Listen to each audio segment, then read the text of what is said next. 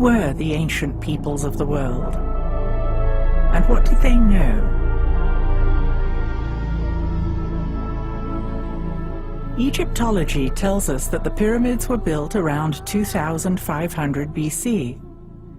Is there evidence that the pyramids could be much, much older? Has traditional science been able to explain why the pyramids were built? Or is it a puzzle yet to be decoded?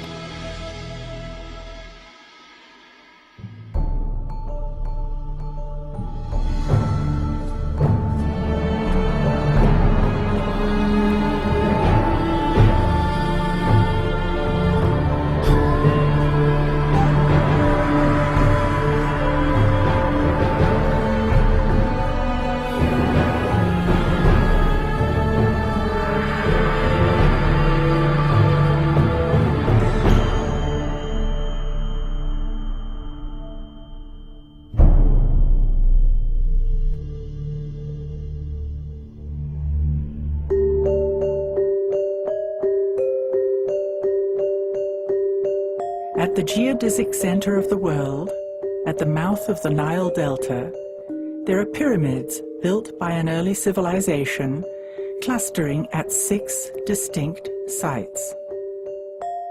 One pyramid is up a mountain. It can be seen from space. Curiously, the inside is open to the air. What was its function?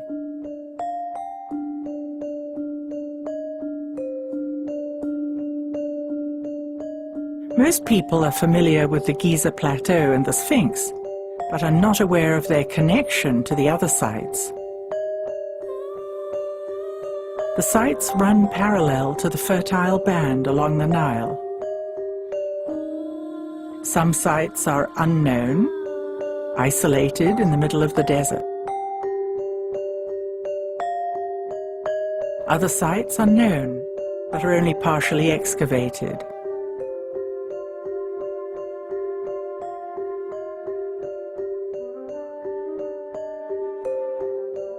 The monumental nature of the sites is hypnotic and stimulates our wonder and curiosity.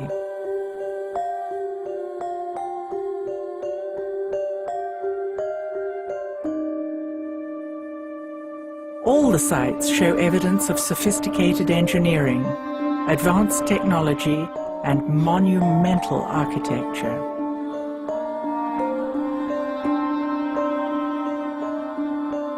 Could the ancients have had an understanding of a superior science? Is it conceivable that there's a correlation between the sky and the ground?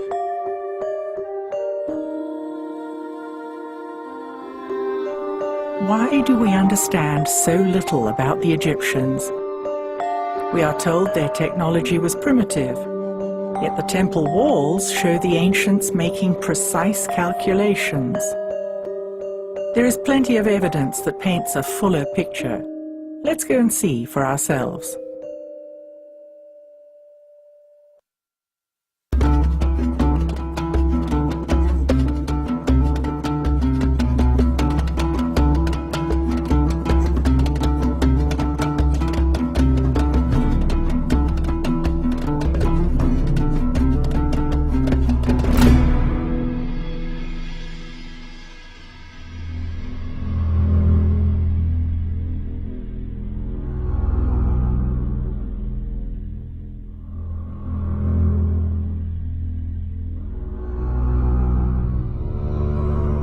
So here we are on location at Abu Raush, which is a fascinating site in that it's up a mountain. This is a pyramid like no other, open to the air. This site really debunks the theory of pulling stones with rope to get them up on top of a pyramid, in that the stone would have to come up a mountain before it went up a pyramid.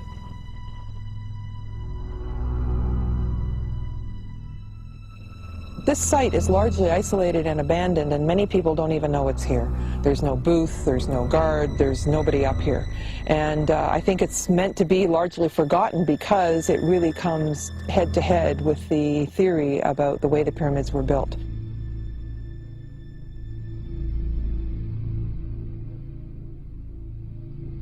When you look around the site, you see evidence of small stones that are newer, medium stones, and then the ancient large stones.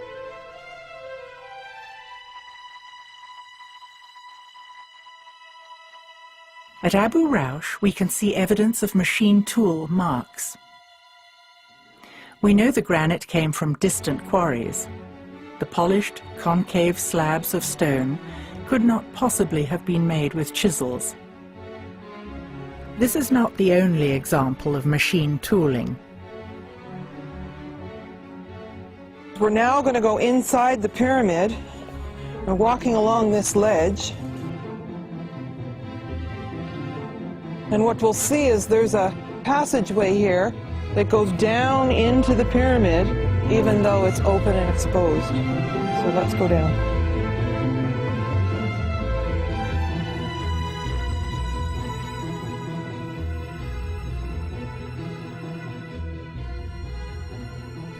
If you stand here, all the way through this area, the stone seems to be blackened, and it's evidence of high heat of some kind.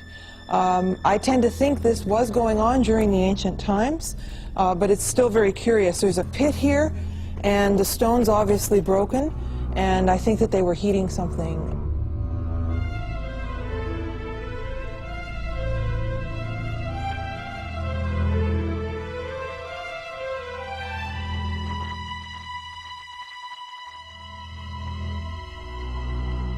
This is the northern point of the Band of Peace. It's the top pyramid in a series of 22 pyramids that go from north to south.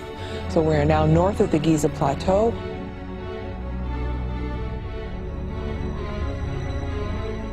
As you can see on this map of the Band of Peace, all these sites trace the shape of the River Nile. A new theory suggests that the Nile once flowed right in front of the pyramids, and the causeways of all the sites touched the river itself.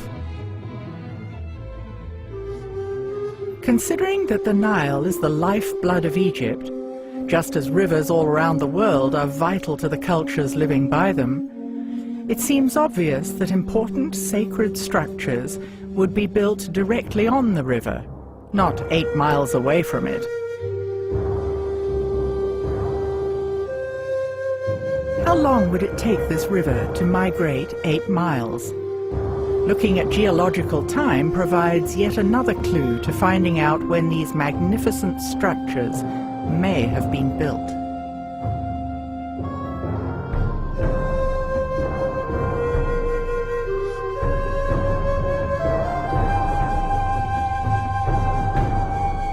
This probably was a seabed, and that the mouth of the Nile started here and that moved along in front of all these pyramids.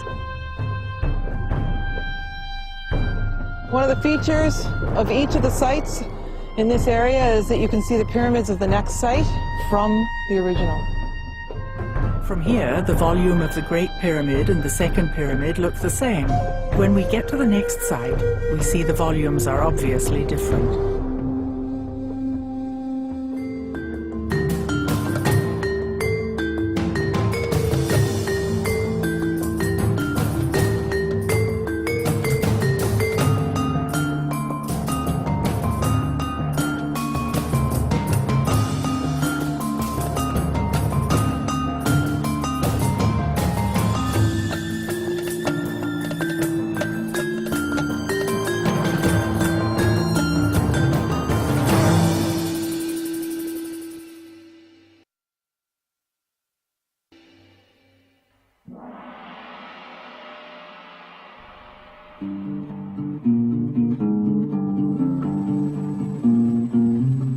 It's hard not to be amazed by the pyramids of the Giza Plateau.